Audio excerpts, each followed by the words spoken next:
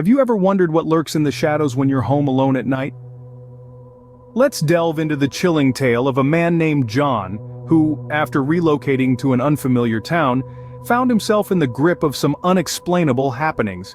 In the solitude of his new abode, John's quiet existence started to unravel, one peculiar event at a time.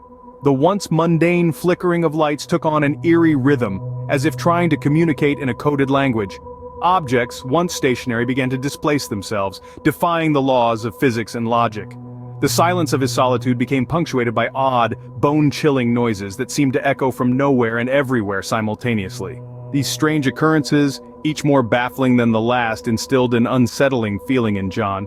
Yet, his curiosity was piqued. He resolved to unearth the source of these anomalies. John was determined to find out what was happening. Little did he know he was about to uncover a terrifying secret. As night fell, John braced himself for another round of ghostly antics. He was becoming all too familiar with these nightly disturbances, these uncanny incidents that seemed to defy any logical explanation. His nights were filled with a strange mix of trepidation and anticipation, a bizarre cocktail that left him on edge, yet oddly intrigued. The first signs usually started subtly. A creak here, a whisper there, just enough to let him know he wasn't alone. But as the night wore on, the intensity of these occurrences tended to escalate. The unseen entity, whatever it was, seemed to grow bolder, more assertive. Things would fall off shelves, doors would slam shut, and lights would flicker on and off, casting eerie shadows around the room. But tonight was different. Tonight, John started to see things, shadowy figures that darted across his peripheral vision, disappearing as soon as he turned to look. It was as if he was being watched, stared at by invisible eyes. The whispers grew louder, echoing in his ears, filling the silence with an ominous chorus of unintelligible murmurs. As the minutes ticked by, the suspense in the air became palpable. The whispers turned into growls, the shadows grew darker, and the temperature around him dropped noticeably. John could feel his heart pounding in his chest, his breath hitching in his throat. He was trapped in his own home, a spectator to the spectral performance that unfolded around him.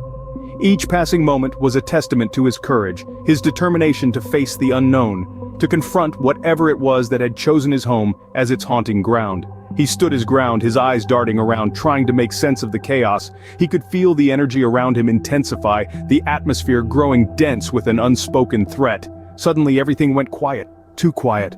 The whispers ceased, the shadows receded, and a chilling silence filled the room. John could sense something was about to happen. The haunting had begun and he was right in the middle of it. His heart pounded in his chest as he waited for what was to come next. John knew he had to face whatever was haunting his house. Bracing himself, he ventured into the attic, the only place he hadn't dared to explore until now. Amidst the dust and cobwebs, he discovered an old, worn-out diary, its pages yellowed with age. He began to read, and the words on the pages painted a grim picture. This was not just a house, it was a stage where a tragedy had unfolded. The diary belonged to the previous occupants, a family that met a heart-wrenching end. Each page turned revealed more of the gruesome tale that had taken place within these very walls, enough to send shivers down even the bravest of spines.